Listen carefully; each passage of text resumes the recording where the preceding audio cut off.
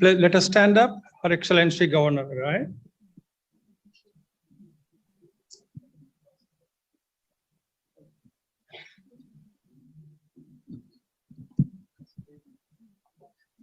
Let us stand up, Her Excellency Governor, right?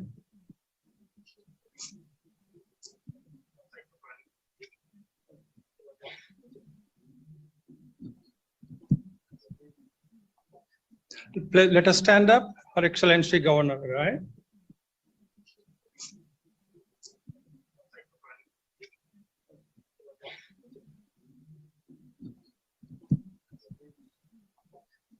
Let us stand up, Her Excellency Governor, right?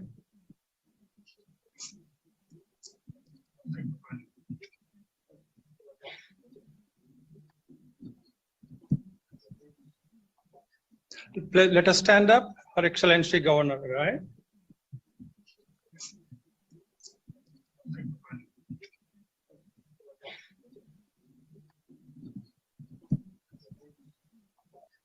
Let us stand up, Her Excellency Governor, right?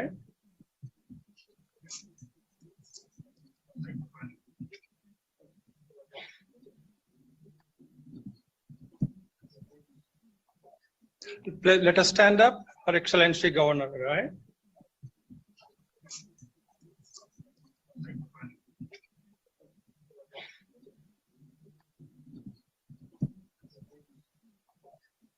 Let us stand up, Her Excellency Governor, right?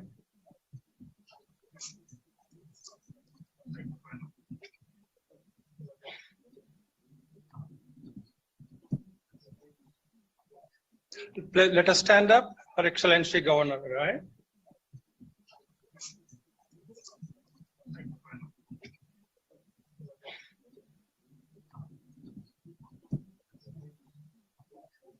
Let us stand up, Her Excellency Governor, right? National anthem.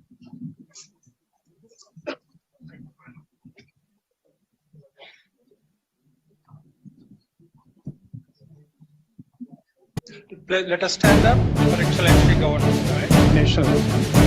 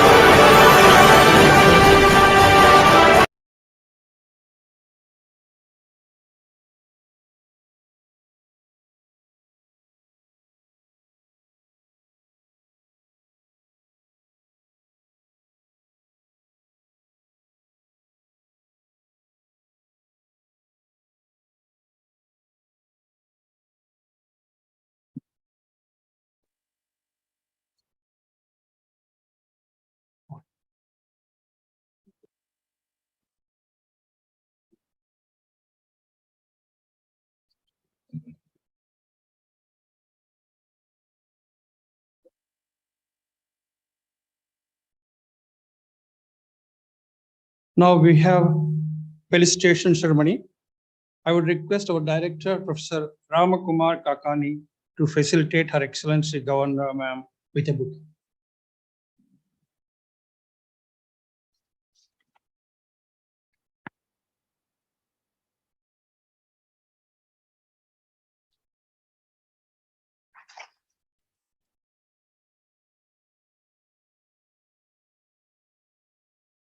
Now I would request Professor Damini Sani Ma'am to facilitate Srimati Alka Tiwari, IAS Secretary, Government of India, with a bouquet.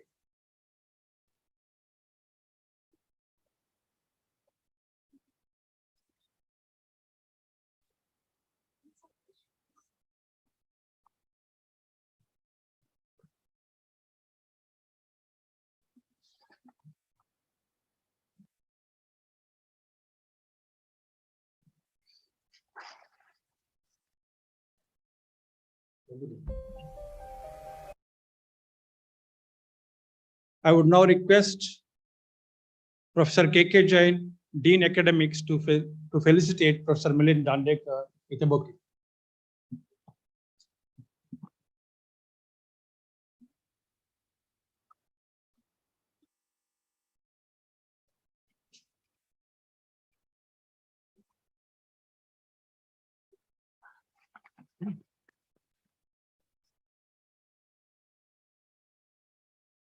Thank you all for this.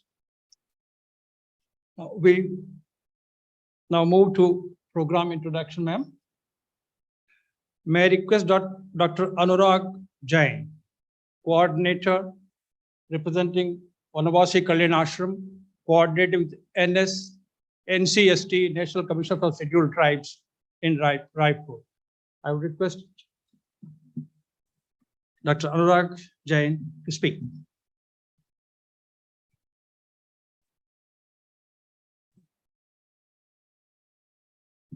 नमस्कार सभी को।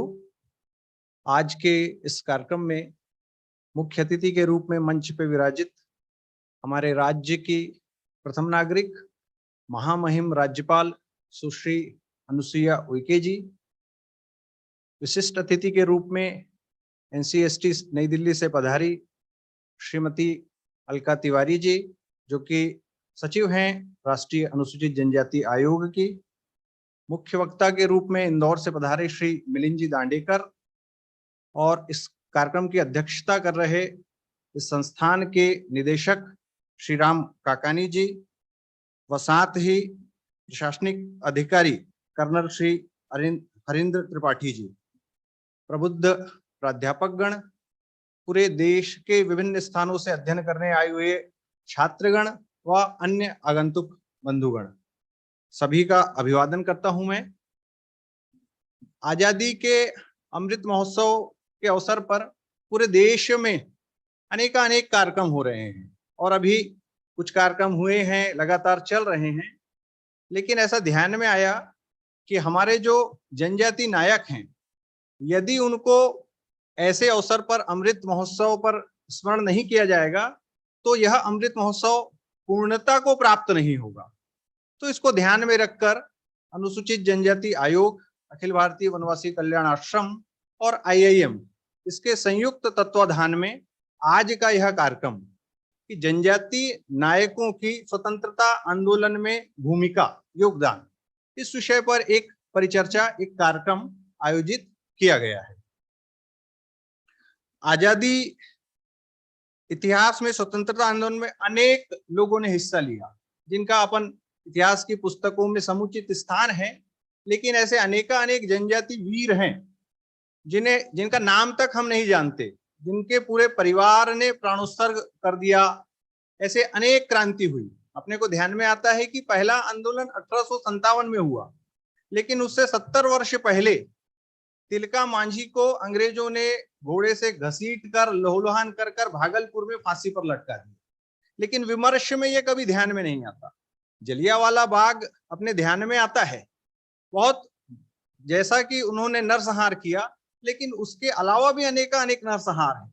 मानगढ़ में देखेंगे तो 2500 भील लोगों का बलिदान हुआ। रावला पानी की घटना जलियांवाला बाग जैसी थी, बस अंतर था कि वहां जनरल डायर नहीं था, कोई दूसरा कैप्टन था।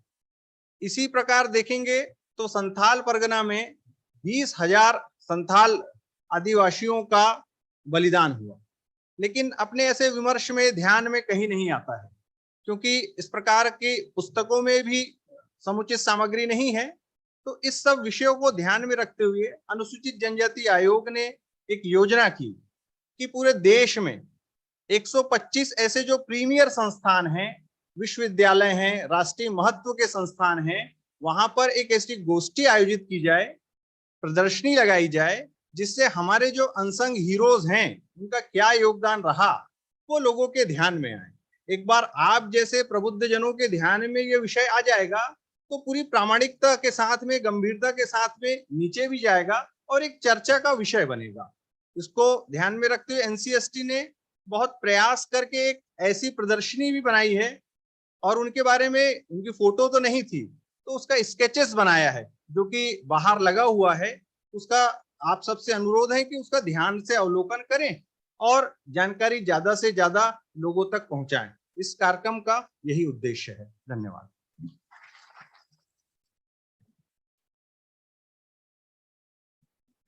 Thank you, Anurag Jain ji. It was an excellent introduction from Jallianwala Bagh to Santals and to our exhibition. Thank you.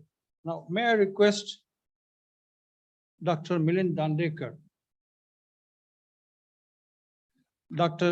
Dandekar is a professor in the Department of Industrial and Production Engineering with 15 years of experience. He obtained a law degree from Devi Ahalya Vishwavidyalaya. He has worked extensively for the welfare of the deprived citizens. His research interests include grinding and unconventional machining, ergonomics, intellectual property rights, arbitration, and technical intervention in tribal management. And he has a lot of publications spreading knowledge on the subject technically, including with small and medium enterprises. May I request you, Dr. Dan?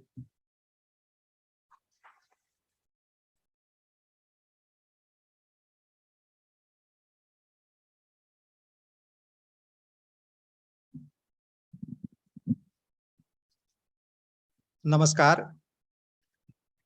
स्वतंत्रता के 75 वर्ष पूर्ण होने पर आज के इस कार्यक्रम में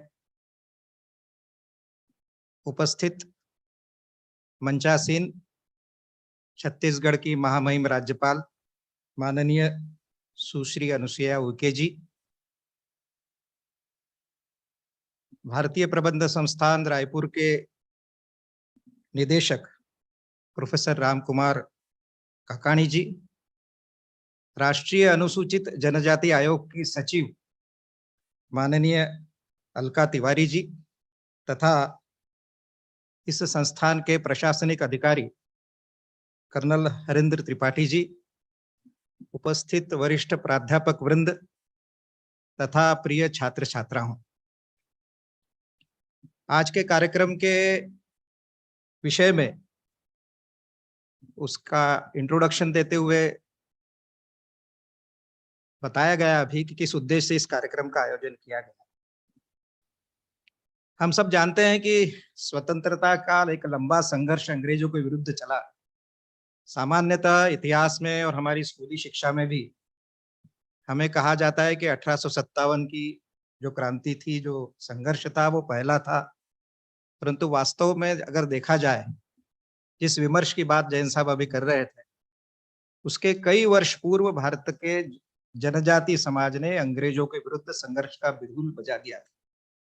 हम सबने इतिहास में पढ़ा है कि प्लासी और बक्सर का युद्ध जो 1757 और 1764 में लड़ा गया, उसमें विजय के पश्चात अंग्रेजों का शासन, यानी ईस्ट इंडिया कंपनी का शासन पूर्वी भारत में स्थापित हो गया था। कलकत्ता उनकी राजधानी बन चुकी।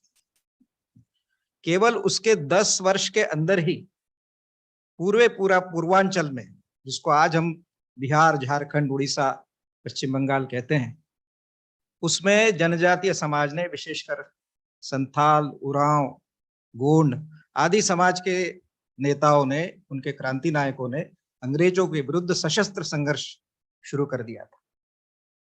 शेष भारत में किसी ने तब तक अंग्रेजों के विरुद्ध लड़ने के बारे में सोचा भी नहीं था। उसके कई वर्ष पहले, कई दशक पहले तिलका मांझी, जिसका भी उल्लेख किया गया है, उन्होंने केवल 10 वर्ष के अंदर ही पूरे झारखंड क्षेत्र में एक, जिसे बहुत बड़ी क्रांति जिसे कहते हैं, कि हजारों संथालों को लेकर एक संघर्ष का बिगुल बजाया। उनकी किस प्रकार निर्मम हत्या की गई घोड़े से घसीटकर, इसका वर्णन अभी किया गया है।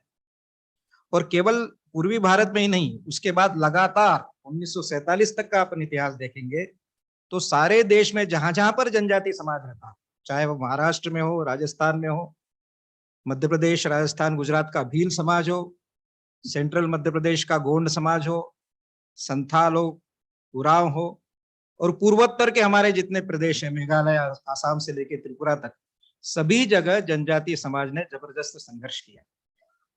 उसका वर्णन आज हमें जिस प्रदर्शनी का उद्घाटन महामहिम राज्यपाल महोदया ने किया, उसका जब हम अवलोकन करेंगे तो उसमें केवल प्रातिनिधिक रूप में 60 के करीब स्लाइड्स हैं जिसके बारे में जनजाति नायकों के बारे में बताया।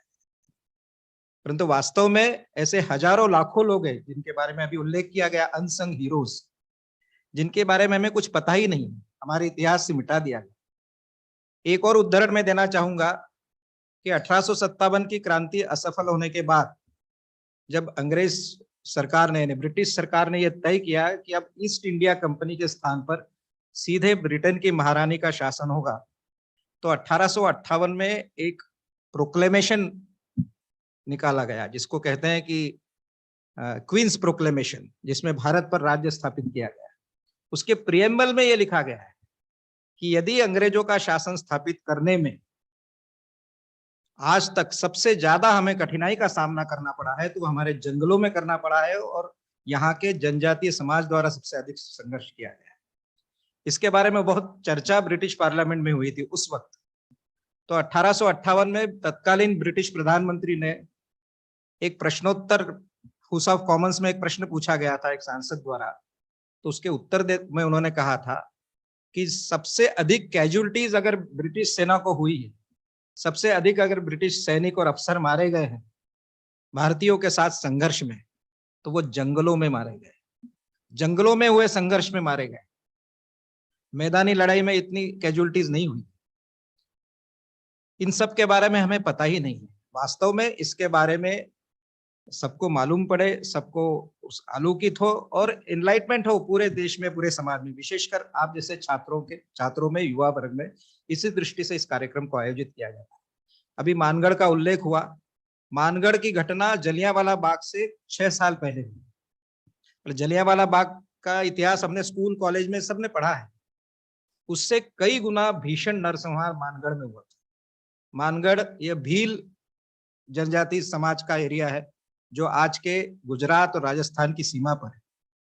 वहां पर 13 नवंबर 1913 को 1500 भीलों की एक दिन में ब्रिटिश सैनिकों द्वारा गोली चलाकर हत्या की गई। यानी वह कांड वास्तव में जलियांवाला बाग से कई गुना बड़ा था, परंतु इतिहास में उसकी कहीं उल्लेख नहीं मिलता है। तो इसी दृष्टि से ये सारी बातें इस पीढ़ी के सम्मुख आए और इस श्रेष्ठ समाज की जो आध्यात्मिक परंपरा रही है, जो विशिष्ट संस्कृति रही है और अपने जीवन मूल्य रहे हैं, वह हम सब के लिए मार्गदर्शक बने। और जब जब देश पर संकट आया है, जनजातीय समाज ने अपना योगदान दिया है, अपना बलिदान दिया है। इस सबको ध्यान में रखते हुए इस युवा पीढ़ी को प्रेरणा देने की दृष्टि से इस कार्यक्रम का आयोजन है। आप सब लोग, सभी युवा, मेरा आग्रह है कि जनजातीय समाज का इतिहास पढ़े, उनके शौर्य और बलिदान को पढ़े, उनके विशिष्ट संस्कृति का अवलोकन करें, उनके आध्यात्मिक परंपरा का अनुकरण करें, और इस देश को अगर आगे बढ़ाने में सबसे ज्यादा योगदान जिस समाज का है उससे हम प्रेरणा ले सकें तो आज का कार्यक्रम सार्थक हो। धन्यवाद।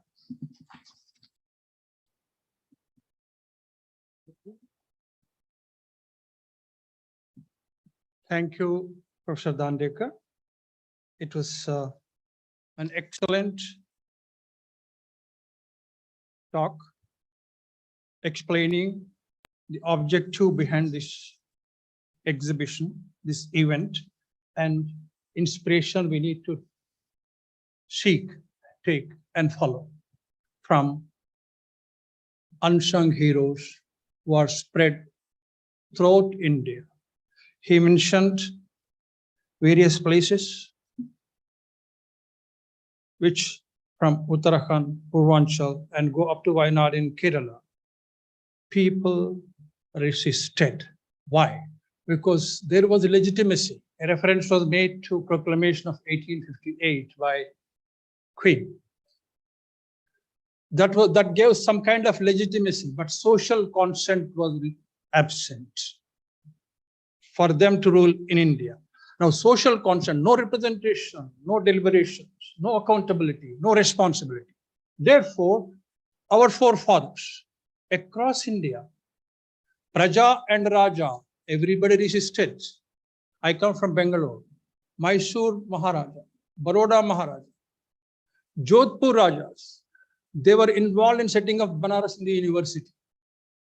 As young graduates, please read the convocation speech of Mysore Maharaja on 19th January 1919 at Banaras Hindu University. He was chancellor, king there, but chancellor here. And Swami Vivekananda just recommended to Jamshedji, go and ask Mysore Maharaja to give land for Indian Institute of Science. Why they thought of Indian Institute of Science, not Mysore Institute of Science? That were the assets created. That was a sacrifice made. Raja, Praja struggled throughout the country for self-respect, for self-rule, and for self-management with Swabhiman. Thank you.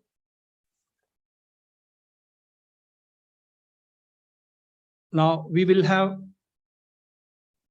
a video for about 10 minutes explaining various aspects of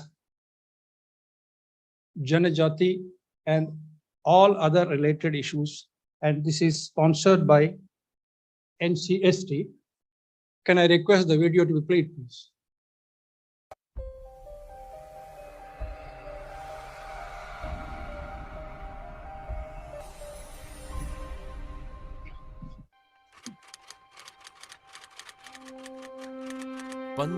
अगस्त 1947 लंबे संघर्ष के बाद देश विदेशी बंधनों से स्वतंत्र हुआ।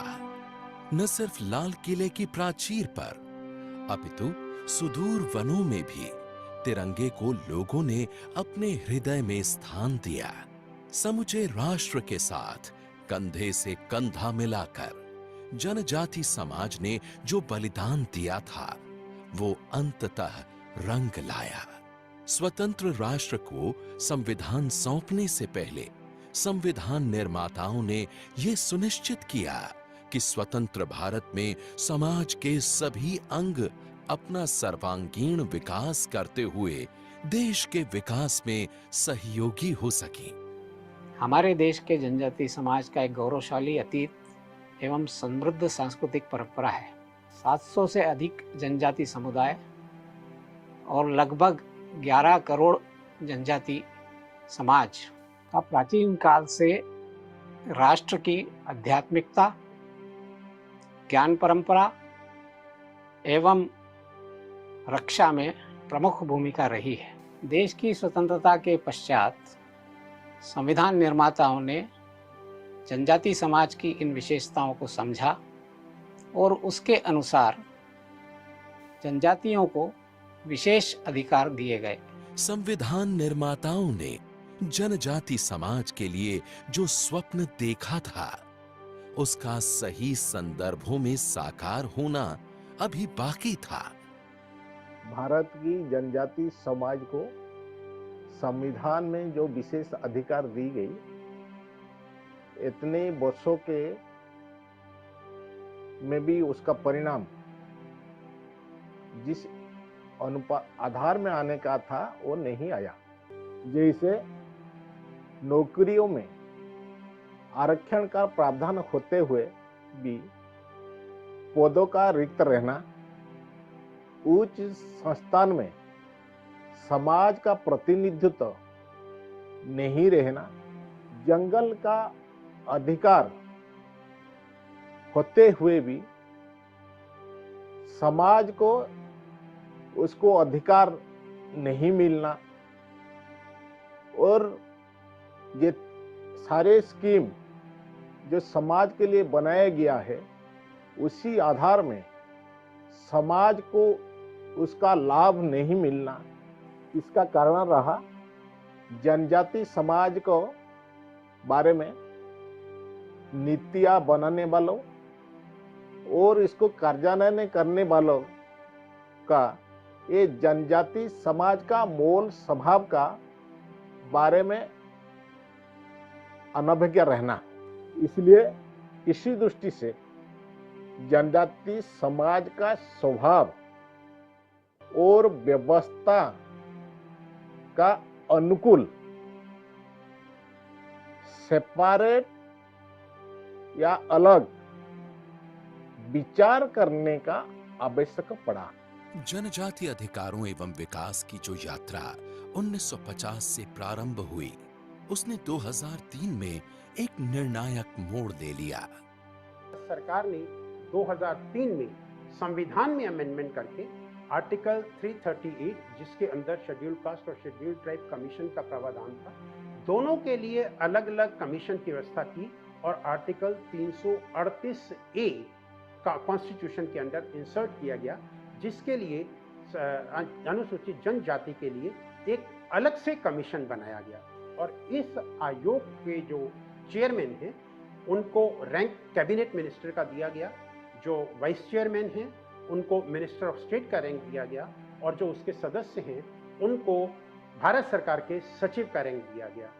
इतने हाई लेवल का कमीशन बनाने का जो ध्येय था वो यही था कि संविधान में जिस तरह का प्रोटेक्शन हमारे संविधान निर्माताओं ने अनुसूचित जनजाति के लोगों के लिए प्रोविजन बनाया है, उसको इम्प्लीमेंट करने के लिए अगर एक बॉडी को पावर नहीं दी जाएगी, अगर उसको एक हायर स्टेटस नहीं दिया जाएगा, तो जिस तरह का एक इम्पैक्ट क्रिएट होना चाहिए वो नहीं होगा। इसलिए जो उनको पावर भी दी गई, उनको सिविल कोर्ट की पावर दी गई कि जब वो किसी चीज को इन्वेस्टिगेट कर रहा है, कमीशन या इंक्वायर कर रहा है, तो जो एक केस को इन्वेस्टिगेट करने के लिए, चाहे वो समनिंग की हो, चाहे वो डॉक्यूमेंट एग्जामिन करने की हो, चाहे वो रिकॉर्ड सम्मन करने की पावर हो, या किसी अधिकारी को बुलाने की पावर हो विटनेस लेने के लिए, वो पावर वही होनी चाहिए जो सिविल कोर्ट के पास है। इसके अलावा कमीशन को ये भी अधिकार दिया गया कि वो कमीशन जो है समय समय पर अपनी रिपोर्ट बना करके कि कॉन्स्टिट्यूशन के हिसाब से क्या राज्य सरकारें, क्या केंद्र सरकार, क्या PSUs और दूसरे लोग जो इसके लिए कार्यरत हैं, क्या वो अपना इस तरीके से कर रहे हैं कि जो लोग हैं उनके अधिकारों का प्रोटेक्शन हो रहा है। और उसके लिए जो है हर वर्ष कमीशन अपनी रिपोर्ट प्रेसिडेंट को सबमिट करता है और प्रेसिडेंट, राष्ट्रपति जो है उस रिपोर्ट को पार्लियामेंट के सामने रखते हैं कि कौन कौन से रिकमेंडेशन कमीशन की एक्सेप्ट हुई हैं और कौन कौन से रिकमेंडेशन सरकार ने एक्सेप्ट नहीं। संविधान निर्माताओं के स्वप्न को तेजी से पूरा करने के लिए एक सशक्त आयोग के गठन ने शासन की मंशा को तो स्पष्ट कर दिया, लेकिन इस दिशा में कुछ और कदम चलना बाकी है। National commission for schedule tribe एक बहुत ही सशक्त और शक्तिशाली कमीशन है, पर देश का दुर्भाग्य ये है कि हम में से ज्यादातर लोगों को इसकी शक्तियों के बारे में शायद पता ही नहीं है या फिर हमने कभी भी इसके बारे में जानने की कोशिश ही नहीं करी। अगर आप national commission for schedule tribe की बात करेंगे तो इसकी एक खास बात यह है कि ये एक कॉन्स्टिट्यूशनल बॉडी है, ना कि एक स्टैट्यूटरी बॉडी। और कॉन्स्टिट्यूशनल बॉडी में भी इसका जो प्रमुख उद्देश्य है वो ये है कि जनजातियों के अधिकारों का हर तरीके से संरक्षण करना, चाहे वो उनके कल्चरल राइट्स हों, चाहे वो ज़मीन से जुड़े हुए उनके राइट्स हों, या फिर संविधान या दूसरे स्टैट्यूट में उनको जिस तरीके के भी राइट दिए गए हैं उसको कैसे जनजातियों तक पहुंचाया जाए और उनके सोशल और इकोनॉमिक एलिवेशन के लिए किस तरीके के सजेशंस दिए जाएं, ये सारे के सारे काम इस national commission for schedule tribe के हैं। ये कमीशन अपना काम अच्छे तरीके से कर सके, इसके लिए इसके एक्ट में ही इसको असीमित पावर दी गई है। लेकिन चाहे वो ब्यूरोक्रेट्स हों, चाहे वो जुडिशरी से जुड़े लोग हों, चाहे एकेडमिया से जुड़े हुए लोग हों, चाहे लॉ मेकर्स हों या चाहे जन सामान्य हों, क्या आज हम ये कह सकते हैं कि उनको इस कमीशन की शक्तियों के बारे में सही अंदाजा है? राष्ट्रीय अनुसूचित जनजाति आयोग जनजाति समाज के बारे में संविधान निर्माताओं की दृष्टि को भली भांति समझता है। आयोग इस लक्ष्य की प्राप्ति के लिए विभिन्न आयामों पर तेजी से और प्रभावी ढंग से कार्य कर रहा है। जनजाति समाज के अधिकारों की रक्षा और उनके लिए बनी विकास की योजनाओं के निरीक्षण के संविधान प्रदत्त दायित्व के प्रति आयोग कटिबद्ध है। आज भारत का जनजाति समाज बड़े गर्व के साथ कह सकता है कि उसकी अस्मिता, अस्तित्व और विकास के लिए जो प्रावधान भारत के संविधान में है वे दुनिया के किसी देश में नहीं है। हम आह्वान करते हैं देश के नीति नियंताओं से, नीतियों का क्रियान्वयन करने वाली संस्थाओं से एवं स्वयं जनजाति समाज से कि वे आगे आकर और एकजुट होकर जनजाति समाज की अस्मिता, अस्तित्व और विकास के लिए कार्य करें ताकि जनजाति समाज अपनी संस्कृति की रक्षा करते हुए, अपने अधिकारों का उपयोग करते हुए स्वयं विकास की ओर अग्रसर हो और देश के विकास में भी अपना योगदान दे सके।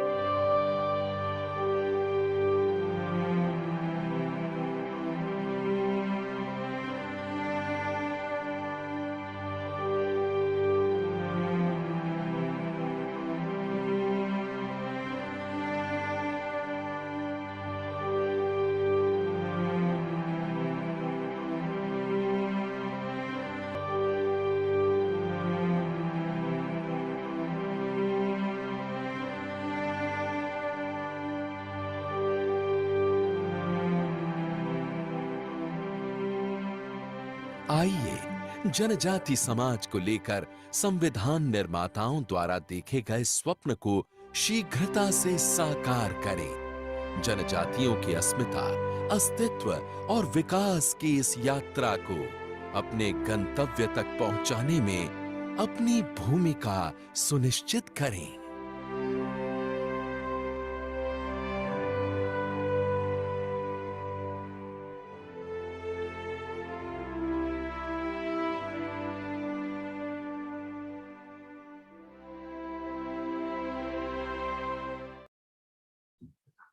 Thank you.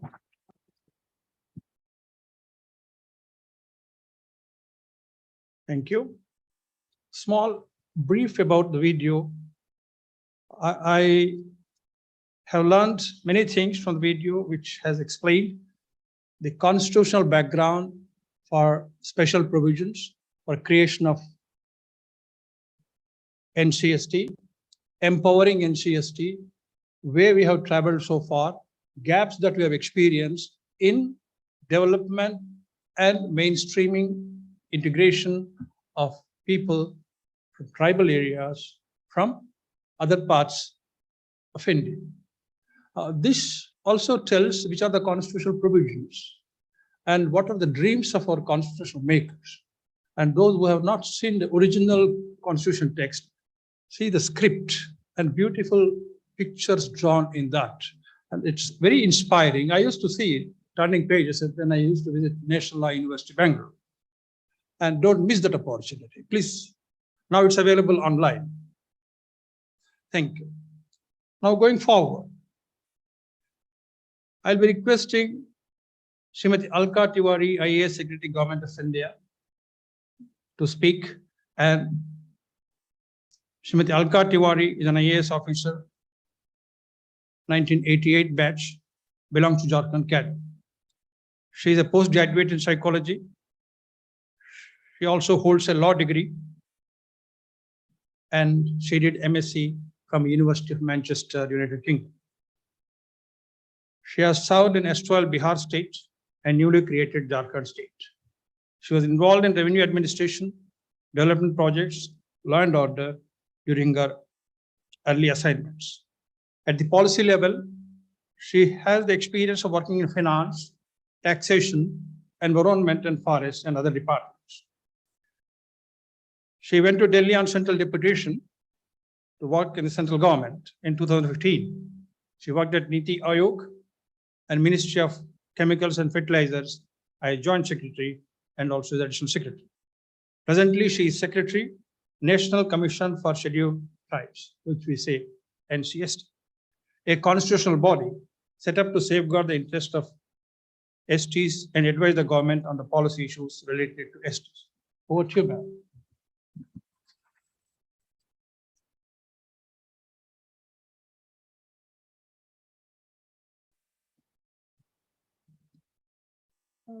महामहिम राज्यपाल महोदय, IIM रायपुर के निदेशक महोदय,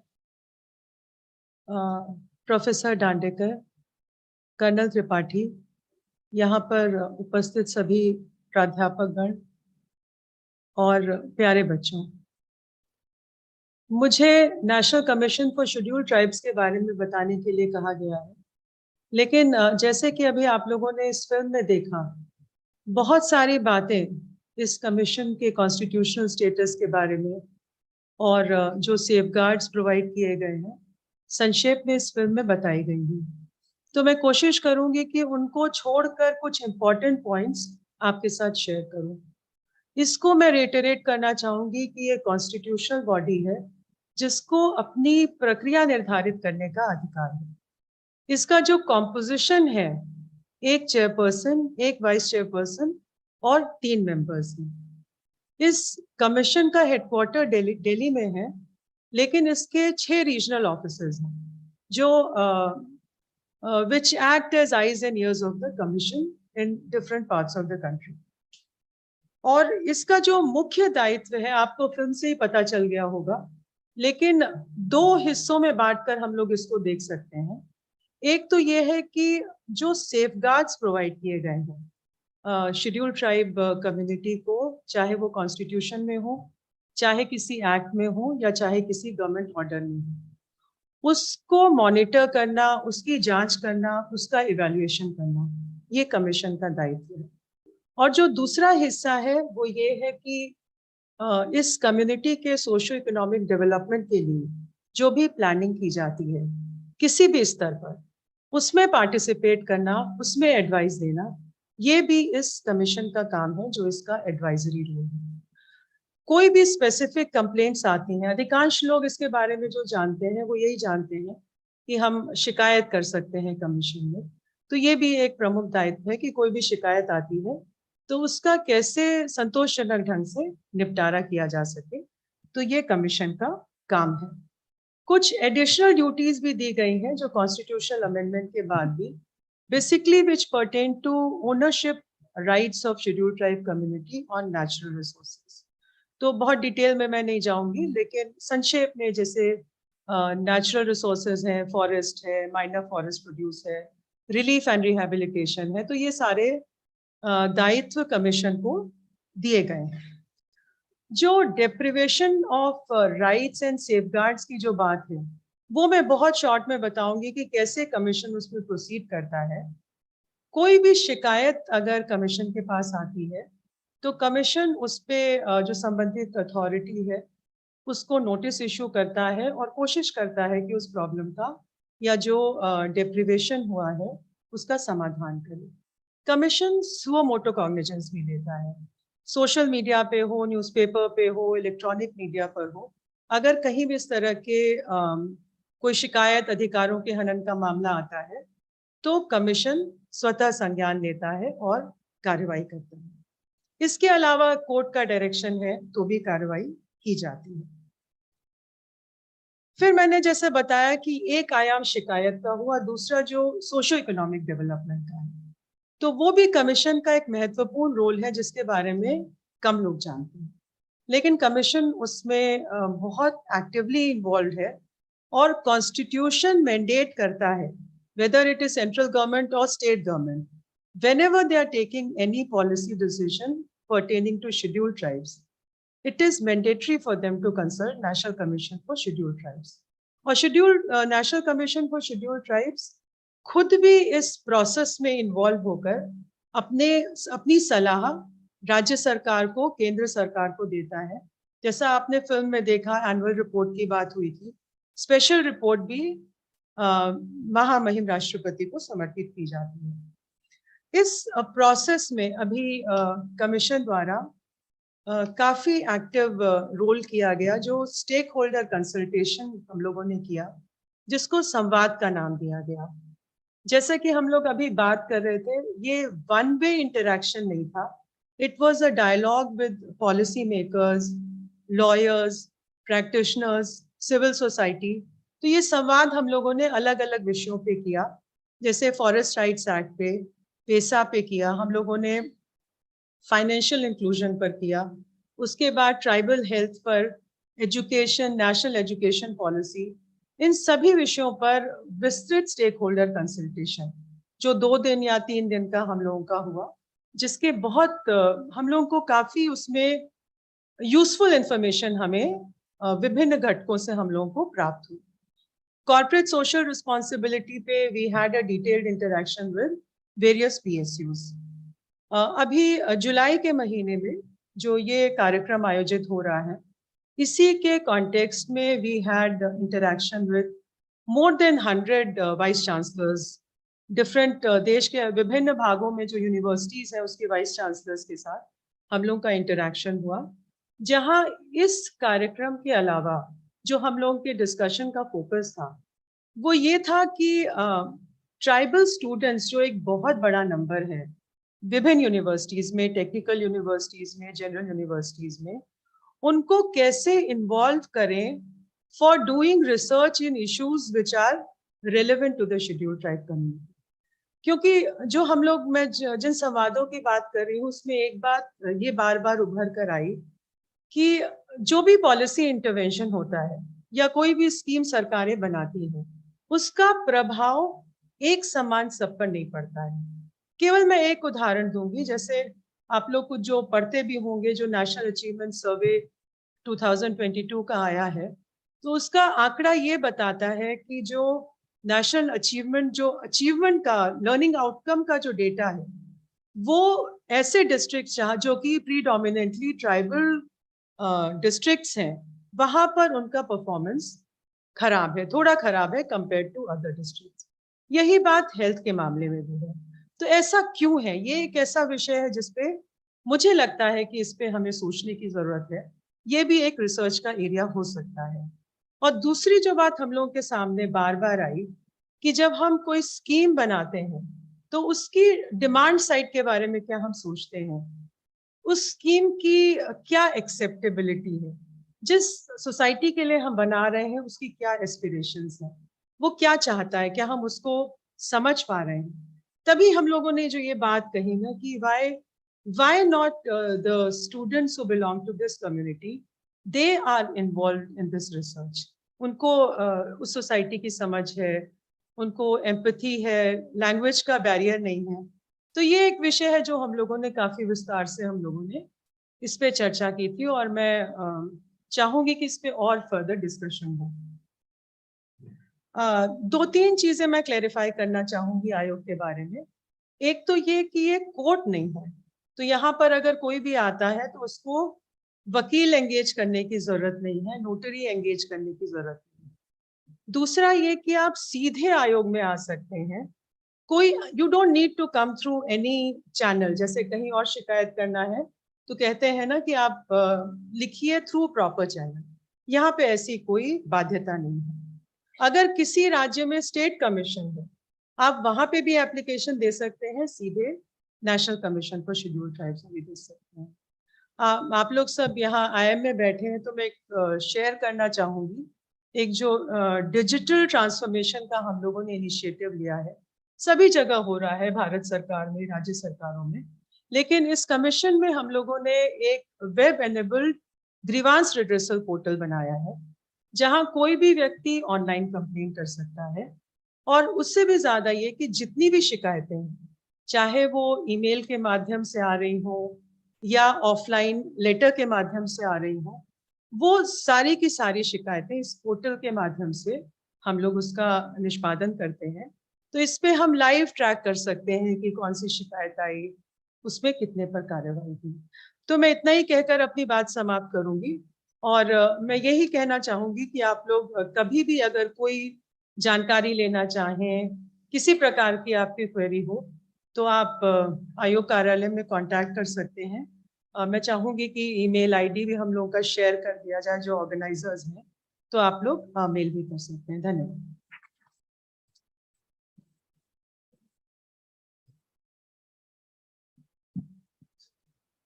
Thank you, ma'am. We have clear explanation, clarity on the functions, powers, and outreach, advocacy, and grievance redressal from NCST. And the digitization and digital access for grievance redressal is very, very citizen friendly. And it is happening every way. Thank you, madam, for giving that excellent introduction, how they can access the things and get them. Now, we have arrived for this moment, very exciting moment we are all waiting for. We are going to have a talk by Her Excellency Governor Ma'am. Before that, I would like to share a brief introduction of Her Excellency. Your permission, ma'am. We are proud to host Miss Anusuya UK, the Governor of Chhattisgarh. She was born in April 1957 in village Rohankala, Chhindwara district, Madhya Pradesh. She holds master's degree in economics and LLB. She has held several positions of responsibility.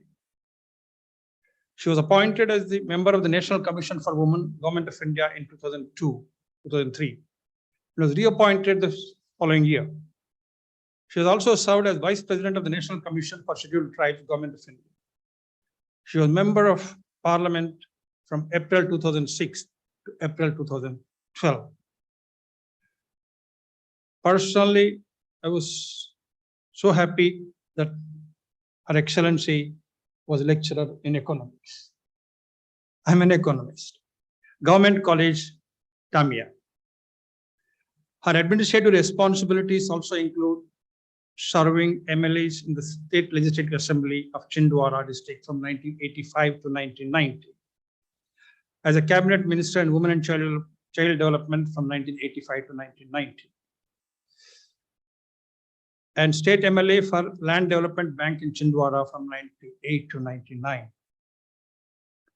Her achievements include reception of Dr. Bhimrao Ambedkar Fellowship for upliftment of Dalit women in December 1990.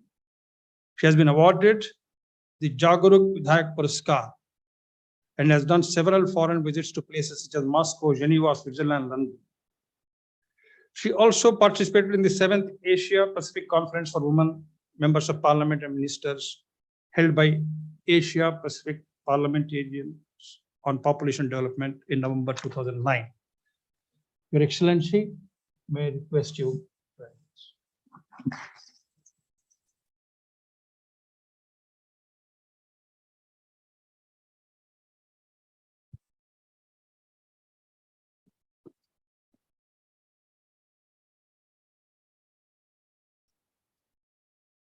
भारतीय प्रबंध संस्थान रायपुर द्वारा आयोजित राष्ट्रीय अनुसूचित जनजाति आयोग के अमृत महोत्सव इस कार्यक्रम में स्वतंत्रता संग्राम में जनजाति नायकों का योगदान,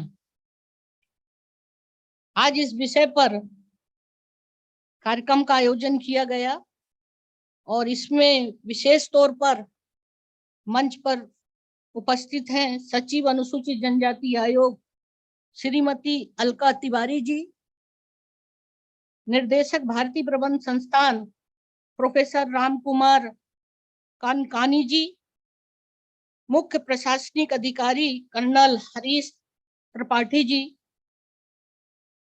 SGSITS इंदौर के प्रोफेसर मिलिंद दांडेकर जी और यहाँ पर उपस्थित संस्थान के समस्त प्राध्यापक गण, सभी देश भर से यहाँ पर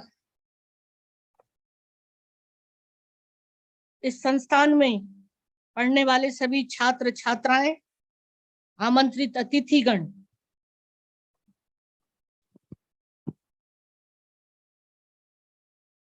आज भारतीय प्रबंधन संस्थान रायपुर द्वारा देश के स्वतंत्रता संग्राम में योगदान देने वाले जनजाति नायकों के स्मरण में आयोजित इस कार्यक्रम में आज मुझे शामिल होकर बहुत गौरव की अनुभूति हो रही है। मुझे गर्व है कि हमारे प्रधानमंत्री श्री नरेंद्र मोदी जी की अद्भुत कल्पना आजादी का अमृत महोत्सव के अंतर्गत राष्ट्रीय अनुसूचित जनजाति आयोग द्वारा देश भर के विभिन्न विश्वविद्यालय में इस तरह के कार्यक्रम आयोजित किए जा रहे हैं। इस कार्यक्रम के लिए भारतीय प्रबंधन संस्थान रायपुर एवं समस्त आयोजनकर्ताओं को मैं शुभकामना देती हूं और प्रदेश एवं देश के सभी वीरों को मैं नमन करती हूं। अभी आपके सामने मैडम अलका तिवारी जी ने राष्ट्रीय जनजाति आयोग के बारे में विस्तार से जानकारी दी। इसी तरह से प्रोफेसर मिलिंद दांडेकर जी ने इस देश में स्वतंत्रता संग्राम में जो योगदान देने वाले जनजाति समाज के प्रमुख नायकों के संबंध में विस्तार से जानकारी दी और हमारे सरस्वती शिशु संस्थान के भी हमारे एक अरुण जैन जी, उन्होंने भी विस्तार से जानकारी दी। अच्छा, मैं ये महसूस कर रही थी कि इतना साइलेंट वातावरण बहुत कम देखने को मिलता है। जितना मैं सोचा कि जरा सा भी कोई मतलब इतना शांति के साथ कोई इतना साइलेंट एक हॉल में बैठे और सुन रहे हो, ये देखकर मुझे बहुत अच्छा लगा। और मुझे ऐसा लग रहा है, हालांकि ये विषय जो है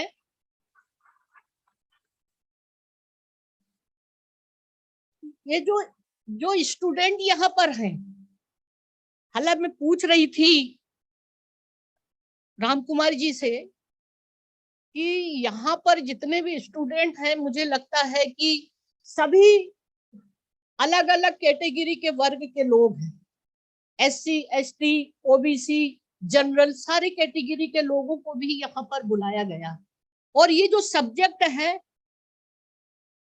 जिस विषय के ऊपर चर्चा हो रही है, तो आप लोगों को लगता है कि केवल ST कम्युनिटी के ही बारे में क्यों चर्चा हो रही है? ये बात तो आपके मन में भी आ रहा होगा, लेकिन एक बात जरूर है, चूंकि राष्ट्रीय जनजाति आयोग का मुख्य उद्देश्य ये रहता है कि किसी भी संस्थान में बहुत सारे लोग हमारे इस कैटेगरी के भी बच्चे पढ़ते हैं, लेकिन आज भी बहुत सारी जानकारियां उनको नहीं होती है। और ये चीजें अगर हमारे और अदर समाज के भी जो हमारे छात्रों को भी इसकी जानकारी होगी कि क्योंकि देश के लिए आजादी में बहुत कम, जब ये अमृत महोत्सव का कार्यक्रम प्रारंभ हुआ, आपने सोचा भी नहीं होगा, प्रधानमंत्री जी का ये जो संकल्प था और जो उन्होंने आह्वान किया था कि हम 75 देश के आजादी के 75 वर्ष को अमृत महोत्सव के रूप में मनाएं। अब उन्होंने कहा कि सबसे पहली बात यह है कि इसमें बहुत सारे कार्यक्रम हैं। स्वतंत्रता संग्राम सेनानी के अलावा भी बहुत सारे हमारे पर्यावरण से लेकर हमारी सांस्कृतिक और तमाम सारी चीजों को लेकर पूरे देश भर में इसके कार्यक्रम चला रहे हैं। घर घर तिरंगा और 15 अगस्त के उपलक्ष्य में आपने महसूस किया होगा, इसका बहुत प्रचार प्रसार हुआ। लेकिन बहुत सारे हम आजादी के महात्मा गांधी, लोकनायक तिलक जी के बारे में, गांधी जी, बहुत सारे लोगों के बारे में, सुभाष चंद्र बोस, ऐसे बहुत सारे लोग हैं जिनको तो सभी लोग जानते हैं, जिसको किताबों में भी इनके बारे में पढ़ा होगा। लेकिन आज भी देश में ऐसे हजारों लाखों लोग हैं जो गांव में, प्रदेशों के हर कोने में जो गुमनामी में है, जिसको कभी कोई याद नहीं किया जाता। आपके सामने अगर ये जो इतने लोगों का नाम आजादी में जिन्होंने भाग लिया है, बताइए इसमें से कितने लोग उनको जानते होंगे। बिरसा मुंडा जी के बारे में तो झारखंड के लोग जानते ही हैं।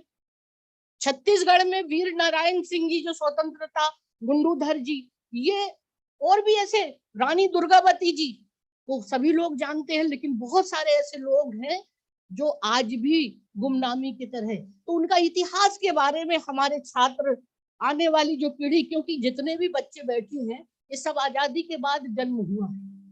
आपने नहीं देखा है कि देश की आजादी के लिए इनको कितना त्याग करना पड़ा होगा और कैसी आजादी मिली, और जिसके कारण आज देश हमारा जब स्वतंत्र हुआ तो किस तरीके से हमारे देश की आजादी के बाद जो डेवलपमेंट और बहुत सारी चीजें, तो हम उनको भी हमारे अंदर रखें और हम बताएं कि आजादी, क्योंकि इस समय तो, क्योंकि आप लोग, हम लोग तो बहुत ही कहना चाहिए उन तमाम संघर्ष से हम निकले नहीं हैं।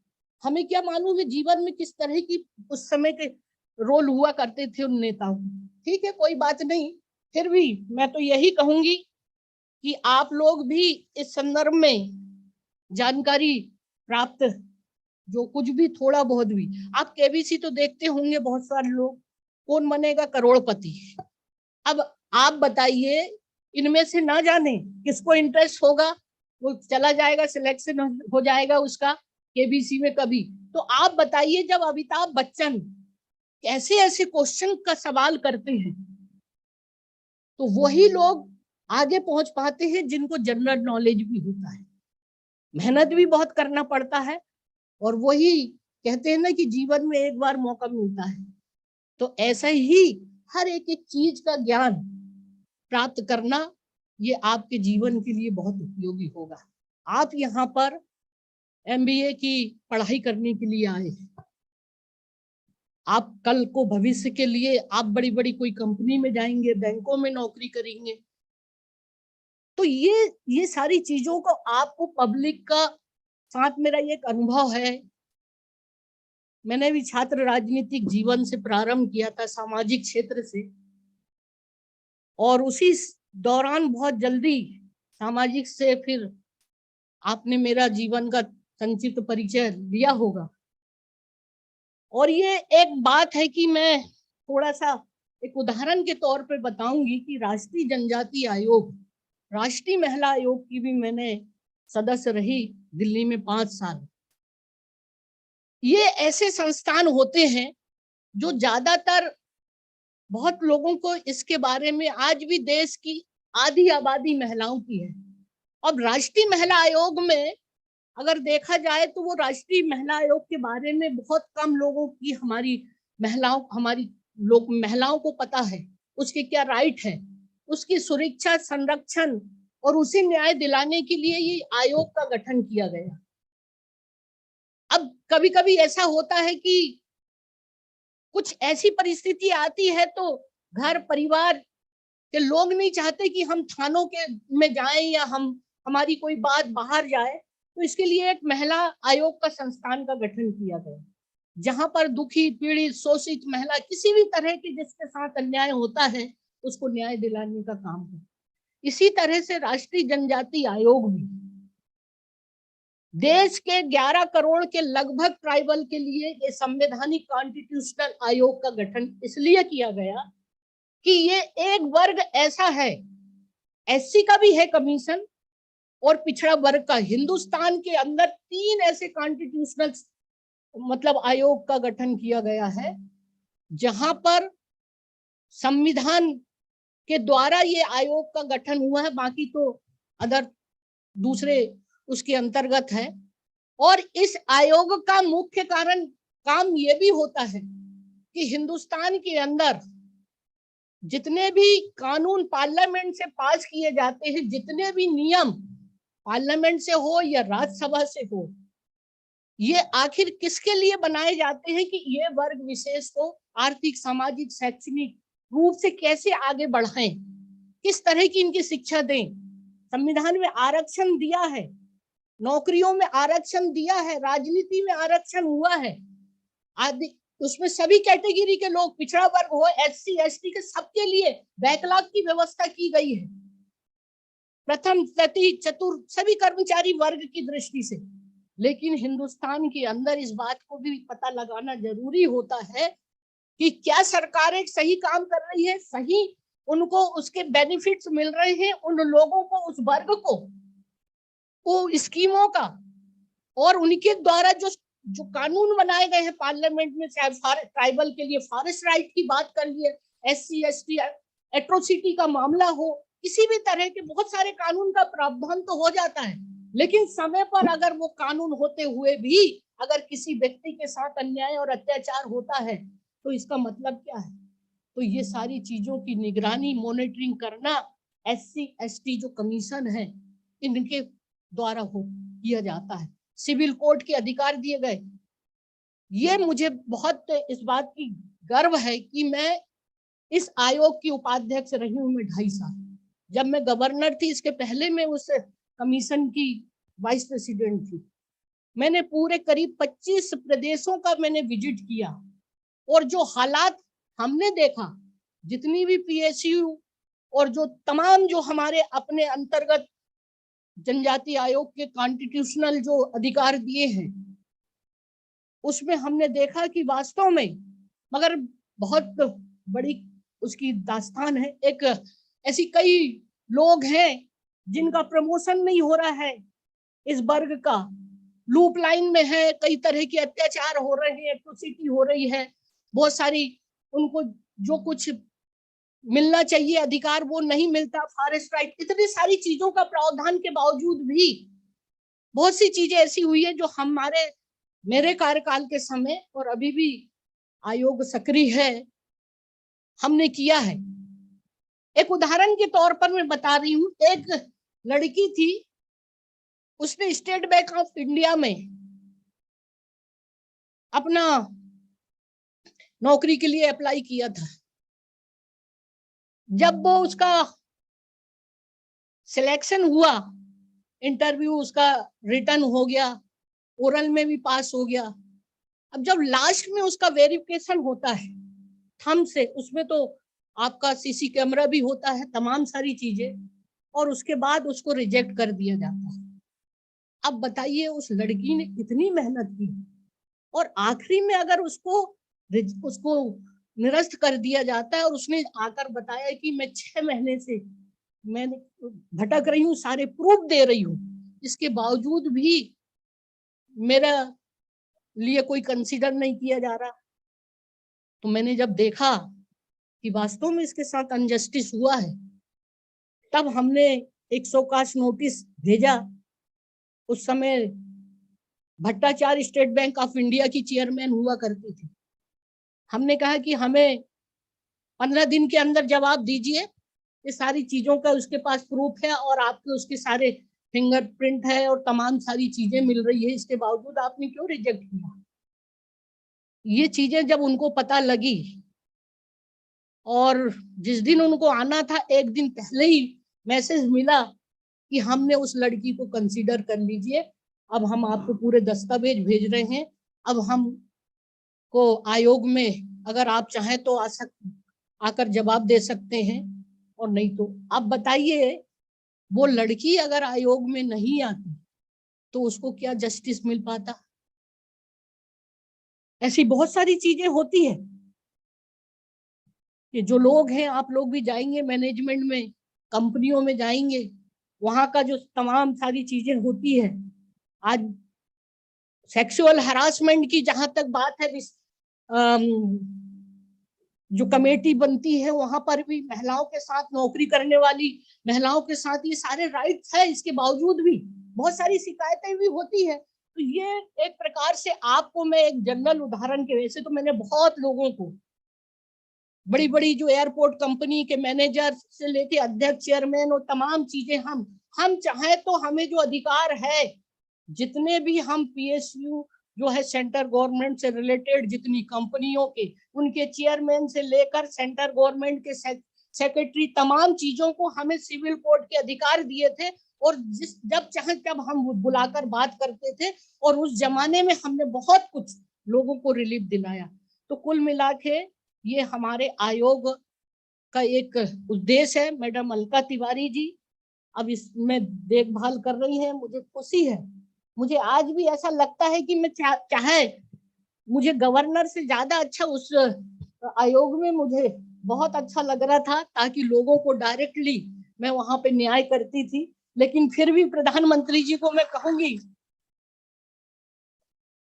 कि आपने मुझे छत्तीसगढ़ राज्य के लिए जो दायित्व दिया है, लेकिन उस दायित्व का मैं निर्वहन करते हुए आज इस बात का भी मैंने एहसास दिला दिया कि जो राज्यपाल होते हैं, जो गवर्नर होते हैं, वो केवल राजभवन में लॉर्ड गवर्नर बनकर नहीं, पहले सुनते थे नहीं कि गवर्नर जो होते हैं लॉर्ड गवर्नर होते हैं, लेकिन मैंने यहाँ आकर जितना भी 20 साल के बाद का जो कंसेप्ट हुआ करता था कि केवल राजभवन राज्यपाल के लिए ही रहता है, लेकिन मैंने इस राजभवन को जन भवन बना दिया।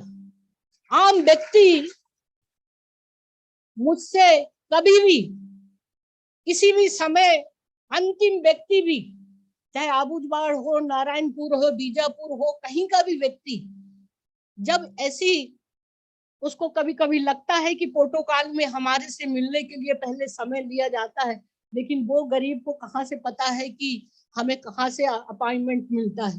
लोग 25-25, 50-50 हमारे गेट के सामने जब खड़े हो जाते आते हैं, तो मैं अपने सुरक्षा अधिकारी को बोलती हूँ कि उनको आने दो, क्योंकि ये गवर्नर है, इनके लिए ही तो बिठाला गया है।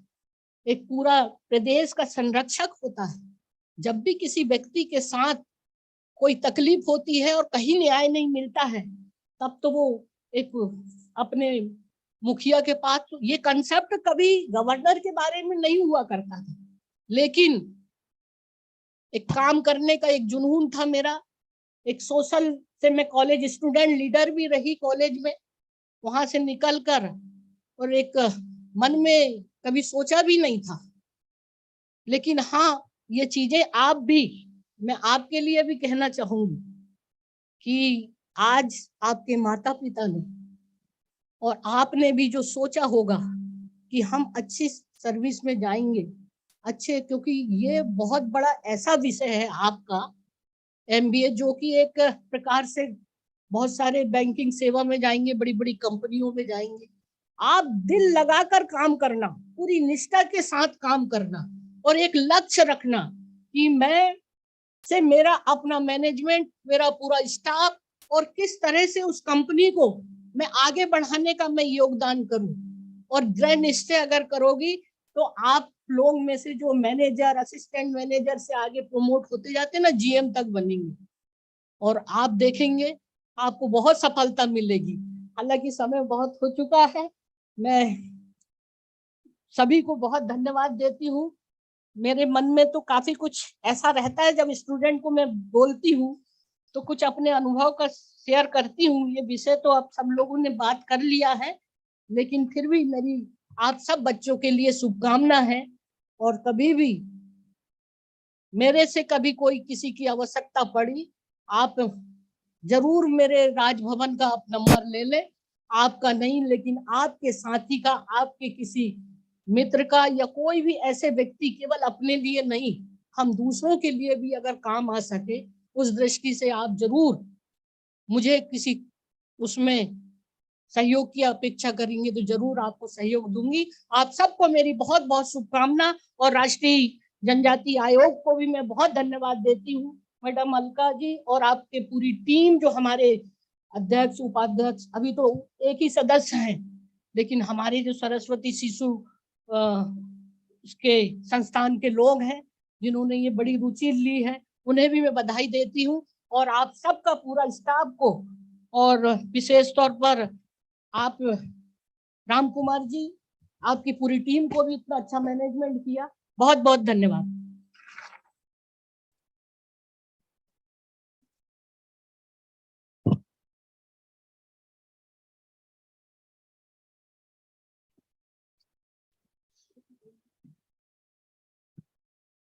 महामहिम राज्यपाल जी, आपको कोटि कोटि आभार। this, your inspiring talk and appreciation to students who are very receptive silently and their path forward in their career, wherever they go. These words should be with us all the time, because the constitutional provisions and the empowerment that we have through the constitution is meant for every citizen, and every citizen has a responsibility to help other citizens. That's what flows from the talks we had, that it is not that a student of ST alone is responsible, but all of us are responsible for empowering ourselves and our neighbors together. And this is the message collectively from all of us, while being proud of our unsung heroes. Please see that exhibition once again when you go back. Now we will have felicitation of guests with mementos. May I request Professor Ram Kumar Kakani to felicitate Her Excellency Governor Ma'am.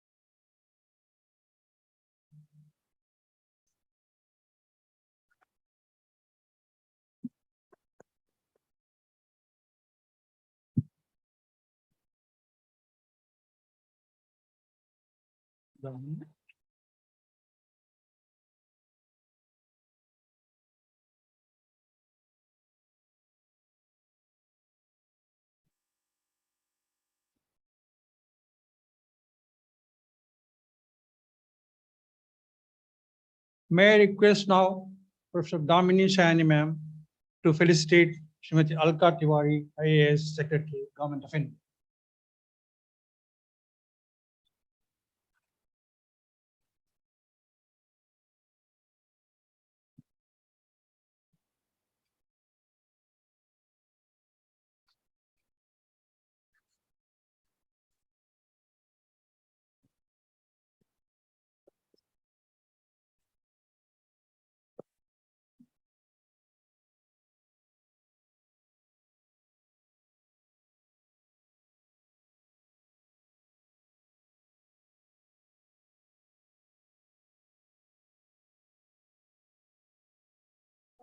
Now, I would request Professor K.K. Jain, Dean Academics, to felicitate Professor Milind Dandik.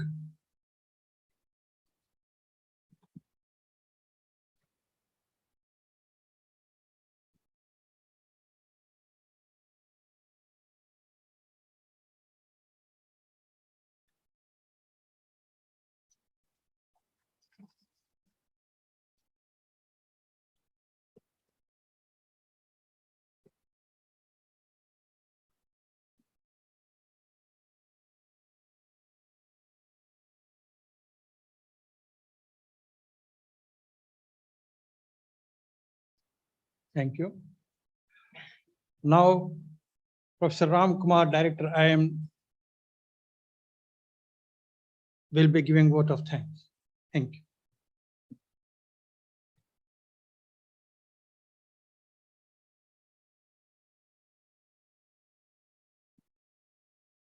Let me start by first contextualizing the occasion, but before that, let me start also by saying Mahamahim Anusuya Madam, Alka Madam, Professor Milind, pranam to all three of you. And I would also say that they took pains to come all the way here, along with the coordinator, Dr. Anurag ji, Shri Rajiv ji, and all others who essentially took time to ensure that this particular program is there. You see, there are 5 phases of economy. If anyone looks at, let's say, if you look at Afghanistan, where it is, or America, where it is, etc. So while America could be considered as fourth phase or fifth phase, and the first phase could be something like Afghanistan, what are those 5 phases in the life of a economy? One is subsistence stage. Second is preconditions for takeoff. Third is takeoff stage. Fourth is drive to maturity, which is what America is oriented towards. And fifth is essentially a high mass consumption stage. Many also say that America is moved to high mass consumption stage as well. If you observe, India before independence was in subsistence stage. And in that sense, many of us possibly are unable to appreciate the kind of pain which possibly our forefathers had gone through. Then, last 75 years are India's preconditions for takeoff. And the next 75 years perhaps are the takeoff stage. And in that sense, my dear friends, my dear students, this tag of Azadi Ka Amrit Mahotsav has been created. In other words, this 75th year of independence can be taken as the reason essentially this Amrit word has been given is because of your starting off on the takeoff stage. Now, that essentially tells why we are possibly. The reason I am saying is, it's not me who's saying it. Almost every recruiter who comes, whether a startup entrepreneur who comes, like we had the Ecolac CEO who came last week, he's from Bhilai only. We have a few other like Uma Oils, again a Chhattisgarh-based startup entrepreneur who's come. Or we have many others, whosoever comes as a recruiter, they says the kind of phase and timing at which the modern generation and especially these batch from 2022 onwards are going to have is a fantastic time. We wish them a great period because they are exactly at the cusp of takeoff. So trying to tell that you are in the best of the stage and best of the place to encash on this demographic dividend, which essentially as a nation we seem to be giving. Let me take this opportunity to thank the organizers, especially Governor Madam for giving time for being here, Professor Milind for coming all the way from Indore and saying that, look, I'll come by train, go by train. It's a very big kind of, sacrifice out there for anyone who possibly, and Alka Madam for taking all the time to come from Delhi to be here. And most important, this program would not have happened without the amazing coordination by Saksham with the coordinators out there from NCST and other folks out there like Anurag ji, etc. there. Let me mention at least 3 names among others and request each one of you to applaud them, led by Professor Bhavna Priya, Professor Damini,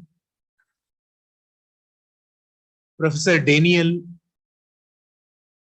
as well as, I will be forgetting in my kind of job if I do not fail to mention CEO Tripathi ji and Shri Priyank ji and Shri Shakib ji. They've done a fantastic job.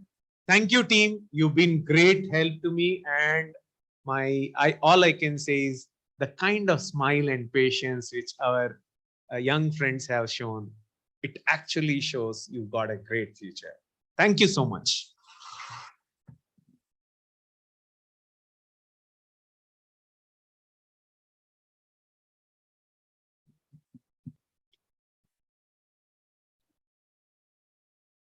I would request everyone to kindly stand up at their seats for national anthem.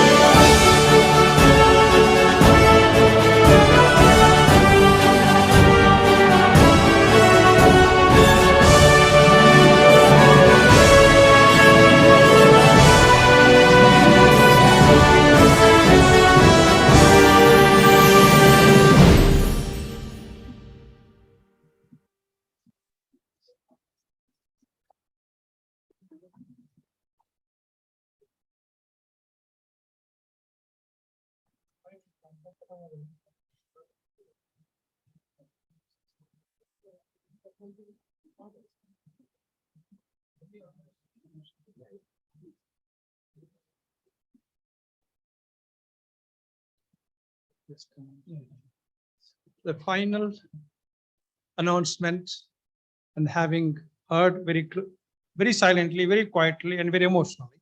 Now there is refreshments, IT outside. Please have your time. Thank you.